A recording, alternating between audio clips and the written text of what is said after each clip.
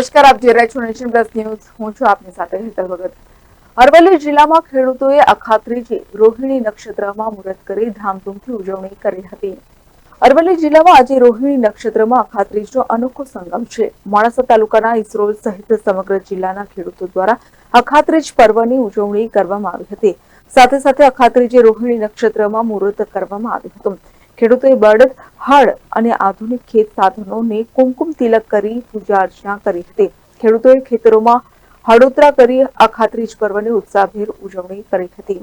આજે અક્ષય તૃતીયાના દિવસે વણ જોડતું મુહૂર્ત હોય, સ્વાધ્યાય પરિવારના ભાઈઓ યોગેશ્વર કૃષિની અંદર બધા સમૂહમાં મળી ભગવાનને પ્રાર્થના કરી ધરતી માતાનું પૂજન કરે છે. ખેડૂતો પોતાના બળદ, હળ, લાકડો લઈ અને ધરતી માતાનું પૂજન કરી અને ધરતી માતાનું પૂજન કરીને બીજ વાવવાના શ્રી ગણેશ વાવે છે.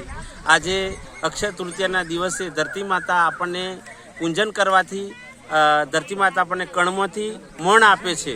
આપણે ખેતરની અંદર એક દાણો વાવ્યો હોય તો 1000 ગણા દાણા ધરતી માતા આપણને પેદા કરીને આપે છે.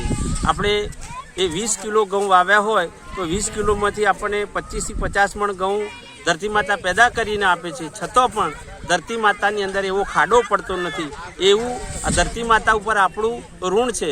તો આજના દિવસે વર્ષોની પરંપરા મુજબ ધરતી માતાનું આપણે પૂજન કરીએ, ધરતી માતાને નમસ્કાર કરીએ.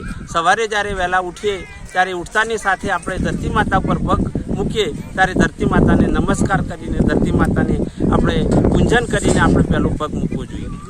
અને આજનો દિવસ શુભ દિવસ ગણાય, ખેડૂતો માટે આનંદનો દિવસ ગણાય.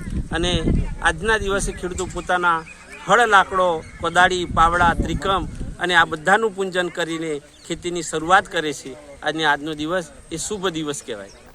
Kapil Patel, nation plus news, Aravalli.